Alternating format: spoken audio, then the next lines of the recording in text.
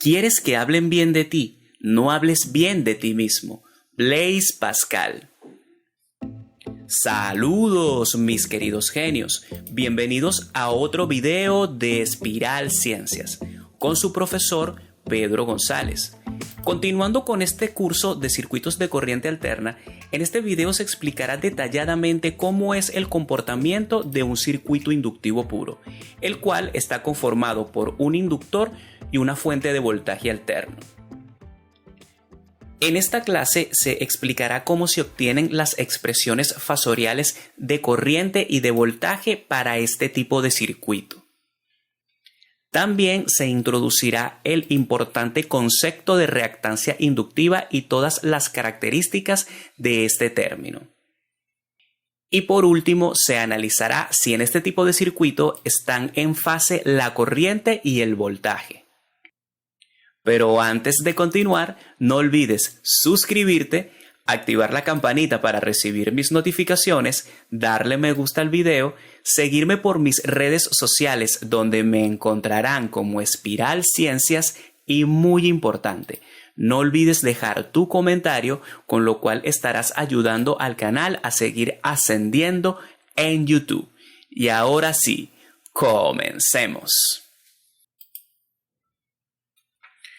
Un circuito inductivo puro es aquel que está conformado por una fuente de voltaje alterno y un inductor puro, es decir, un inductor que tiene resistencia cero. La expresión que representa al voltaje suministrado por esta fuente sería la siguiente. En esta expresión, V mayúscula representa el valor de voltaje máximo o de amplitud de voltaje que suministra la fuente. Omega representa la velocidad angular y phi representa la fase inicial. La descripción de cada uno de estos términos pueden verla en este video explicativo de circuitos de corriente alterna. Por acá arriba les estaré dejando el link por si desean verlo. ¿Y cómo sería la expresión de corriente para este tipo de circuito? Para obtener dicha expresión, primero hay que comprender el comportamiento del inductor. Ocurre que a pesar de que en el inductor la resistencia es cero, en él hay una fuerza electromotriz que se denota como VL. Esta fuerza electromotriz es autoinducida y generada a partir de la variación de corriente. Y está dada por la siguiente ecuación. En esta expresión, L representa la inductancia del inductor y esta expresión diferencial representa la derivada de la corriente con respecto al tiempo. Importante mencionar que esta FEN se opone a la variación de corriente y esto sería el significado que representa este signo negativo en esta expresión.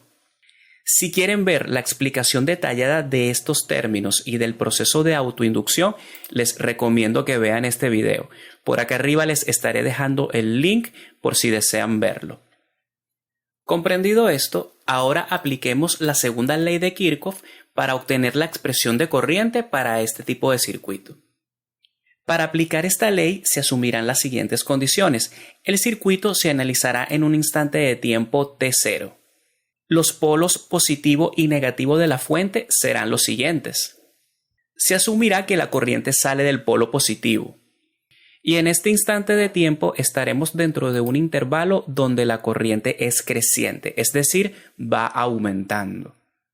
Y como la FEN autoinducida va en contra del cambio del aumento de corriente, tendrá este sentido, y los polos del inductor serán los siguientes. Y el recorrido que se hará en el circuito para aplicar esta segunda ley de Kirchhoff será un recorrido en sentido antihorario. Para aplicar la segunda ley de Kirchhoff, comenzaré desde esta parte del circuito. Al hacer el recorrido por la fuente, entraríamos por el polo negativo y saldríamos por el polo positivo. Por lo tanto, el voltaje de la fuente tendrá signo positivo. Luego, cuando pasamos por el inductor, vamos del polo positivo al negativo. Por lo tanto, esa FEN autoinducida se colocará con signo negativo. Y esto sería igual a 0. Importante mencionar que en este signo negativo ya se está tomando en cuenta el hecho de que esta FEM autoinducida va en contra de la variación de corriente. Por lo tanto, al sustituir la expresión correspondiente, se deja solamente este signo negativo. Es decir, no se coloca el otro signo que ya tenía esta expresión, sino que ya con este signo negativo que se obtuvo a partir de este análisis, ya se estaría tomando en cuenta de que esta FEM va en contra de la variación de corriente. Y ahora, en esta última expresión obtenida, se sustituye la equivalencia del voltaje y se obtiene lo siguiente. Esto sería una ecuación diferencial de variables separables, la cual resolveré para obtener la expresión de la corriente en función del tiempo. De esta expresión, este término negativo lo paso al lado derecho de la igualdad y me queda lo siguiente. Luego, este diferencial de tiempo que está dividiendo lo paso multiplicando hacia la izquierda y esta constante L que está multiplicando pasa dividiendo a la izquierda de esta igualdad. Y aquí tenemos esta expresión que pudiéramos reescribir de esta forma. Si esta expresión se integra, pudiéramos obtener una expresión para la corriente en función del tiempo, y esa sería la expresión de corriente para un circuito inductivo puro. Al integrar esta igualdad se obtiene lo siguiente. La integral de la izquierda es una integral de tabla. La integral de la derecha se puede resolver aplicando el método de cambio de variable o también se pudiera utilizar esta integral de tabla. Al resolver estas integrales se obtendría lo siguiente. La integral de dI sería igual a I y luego si aplico esta integral de tabla a esta integral se obtendría todo este término que está acá. Si relacionamos esta integral de tabla con esta integral, A sería omega, B sería phi y en este caso U sería t. Y al aplicar la integral, esto sería el resultado más la constante de integración. Simplificando este resultado obtenido, se obtiene la siguiente igualdad. Importante mencionar que en este resultado obtenido la constante de integración se puede interpretar como la componente de corriente continua del circuito, la cual asumiré como 0, ya que en este caso estamos analizando el resultado para un circuito de corriente alterna. Después de eliminar esta constante, me va quedando que la corriente es igual a esta expresión. Esto sería la expresión de corriente para un circuito inductivo puro. Observamos que en este caso la corriente es directamente proporcional a la función coseno. Y por lo tanto no podríamos comparar directamente la corriente con el voltaje para saber si están en fase o no, porque recordemos que la expresión de voltaje que estamos utilizando es directamente proporcional a la función seno. Entonces, para poder comparar estas expresiones se modificará la expresión de corriente de la siguiente forma. Utilizaremos una identidad trigonométrica, la cual es la siguiente. Esta identidad trigonométrica indica que el coseno de un ángulo alfa es igual a menos el seno de ese ángulo alfa menos pi medio. Si colocamos esta equivalencia en esta expresión del coseno, en este caso alfa, sería todo este omega t más phi. Entonces, si aplicamos esta identidad trigonométrica, me quedaría que el coseno de omega t más phi es igual a menos el seno de omega t más phi menos pi medio. Y al sustituir esta equivalencia en la igualdad de la corriente y simplificando se obtiene lo siguiente. Ahora observamos que tanto la corriente como el voltaje son directamente proporcionales a la función seno. Y estas serían las expresiones iniciales de corriente y voltaje para un circuito inductivo puro, pero se pudieran modificar estas expresiones de la siguiente forma. Estas son las expresiones obtenidas si quisiéramos que este pi medio no apareciera restando, se pudiera en cada argumento sumar pi medio y se obtiene lo siguiente.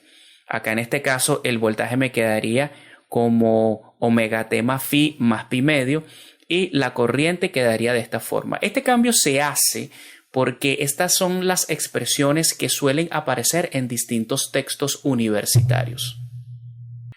Si analizamos los argumentos de la función seno en ambas igualdades, se puede apreciar que la corriente está atrasada pi medio radianes con respecto al voltaje. Observamos que el argumento de la función seno en el caso de la corriente es omega t más phi, mientras que en el caso del voltaje es omega t más phi más pi medio. Por lo tanto, la corriente está atrasada pi medio radianes con respecto al voltaje, o dicho de otra forma, el voltaje está adelantado pi medio radianes con respecto a la corriente. Y si analizamos un gráfico general correspondiente a la función voltaje y a la función corriente, se obtiene lo siguiente. Acá el voltaje está en color azul y la corriente en color verde. Observamos que el voltaje llega a este valor de 0 pi medio radianes antes que la corriente. La corriente pi medio radianes después es que alcanza el valor de 0. Entonces ahí se puede apreciar entonces el adelanto que tiene el voltaje con respecto a la corriente. Y para concluir, obtendremos la expresión de reactancia inductiva a partir del siguiente análisis. Para obtener una expresión para la reactancia inductiva, partiré de la expresión de corriente. En esta expresión, el término que está multiplicando a la función seno, que sería este cociente de la amplitud de voltaje entre la inductancia por omega, representa el valor de corriente máximo. Si de esta expresión despejamos la amplitud de voltaje o voltaje máximo, se obtiene lo siguiente. Y ahora, si analizamos la ley de Ohm, llegaremos a conclusiones importantes. En la ley de Ohm, la corriente es igual a voltaje entre resistencia. Si yo comparo esta expresión, la comparo con esta que está acá, me quedaría lo siguiente. Me quedaría que voltaje entre resistencia es igual a amplitud de voltaje entre L por omega. De esta expresión pudiéramos simplificar el voltaje en los numeradores y se obtiene lo siguiente, que 1 entre R es igual a 1 entre L por omega. Ocurre que este término L por omega es lo que se conoce como reactancia inductiva.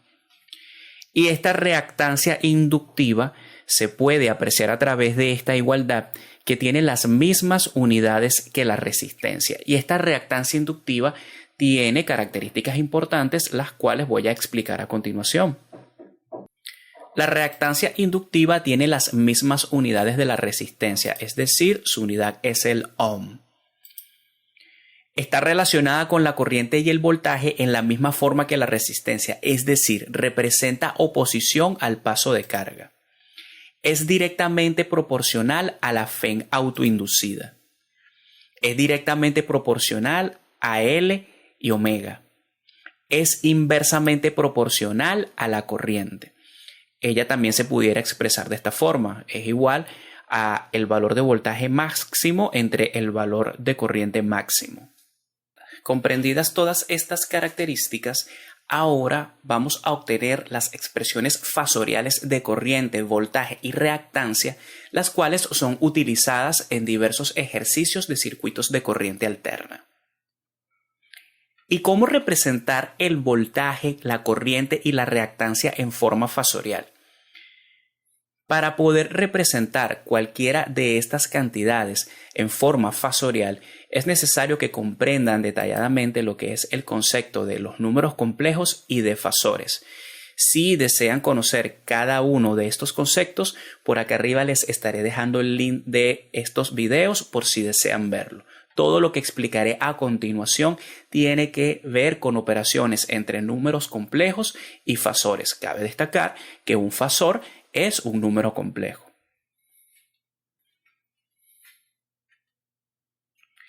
Y ahora sí, procedemos a obtener las expresiones fasoriales para la corriente, el voltaje y la reactancia.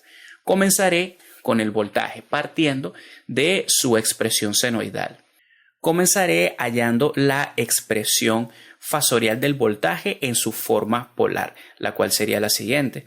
Se utilizaría esta notación para el fasor voltaje, se coloca una V mayúscula con esta raya horizontal como superíndice y esto será igual a el valor de amplitud de voltaje o voltaje máximo seguido del símbolo de ángulo y se colocaría toda esta fase inicial que está en la función seno y esto sería el fasor voltaje en su forma polar. Y el voltaje tiene una equivalencia. El voltaje, recordemos que es igual a L por I por omega. Esto se obtuvo cuando se estaba analizando la expresión de la corriente para obtener el valor de la reactancia. Y ahora, si quisiera representar este fasor voltaje en su forma binómica, sería lo siguiente. Sería igual al valor de voltaje máximo por el coseno de la fase inicial más el valor de voltaje máximo por el seno de la fase inicial.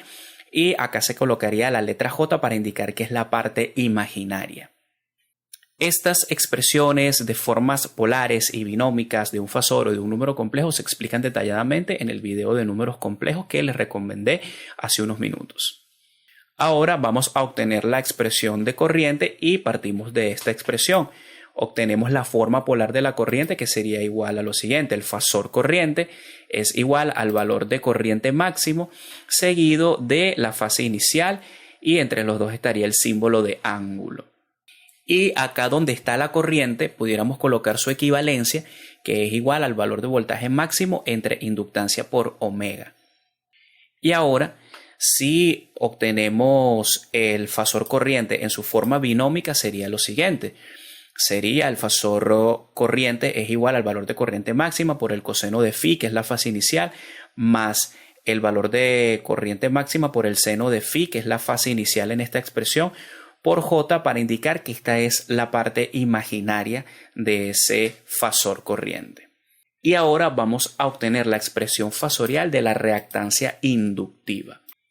Recordemos en las características de la reactancia inductiva que ella era igual al voltaje entre la corriente, era inversamente proporcional a la corriente y directamente proporcional al voltaje. Entonces, si en esa misma igualdad ahora sustituimos fasores, me quedaría que el fasor reactancia inductiva es igual al fasor voltaje entre el fasor corriente.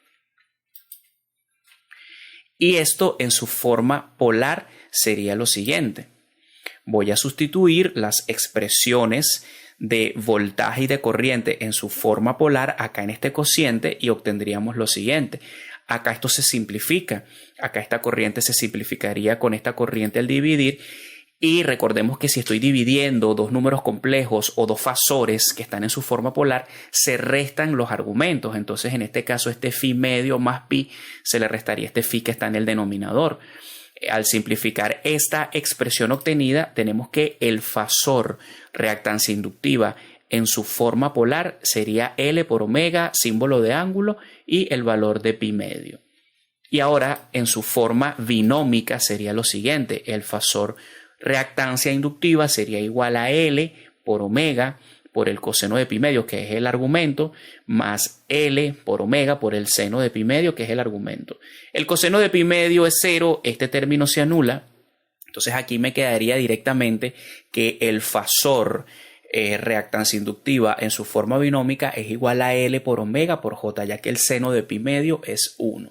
Y esto sería la expresión fasorial de la reactancia inductiva. Ahora pudiéramos representar todos estos fasores en el plano complejo y se obtiene lo siguiente. Aquí tenemos un diagrama fasorial en donde el eje vertical representa la parte imaginaria, el eje horizontal representa la parte real y acá pudiéramos colocar el fasor corriente, el cual tiene un ángulo phi con respecto al eje horizontal. Luego, si colocamos el voltaje, vemos que él está adelantado pi medios con respecto a la corriente. Entonces el voltaje estaría para acá formando un ángulo de pi medio con la corriente, ya que él está adelantado con respecto a la corriente un ángulo pi medio radianes. Y luego vemos que el fasor reactancia inductiva solamente tiene parte compleja, por lo tanto él quedará representado en el plano complejo, será un vector vertical. Y este sería todo el video, espero les haya gustado, espero hayan entendido todo. Si desean que haga más contenido sobre este tema, pueden escribir en la cajita de comentarios. Y muy importante, no olviden suscribirse, activar la campanita para recibir las notificaciones, darle me gusta al video y seguirme por mis redes sociales donde me encontrarán como Espiral Ciencias. Nos vemos.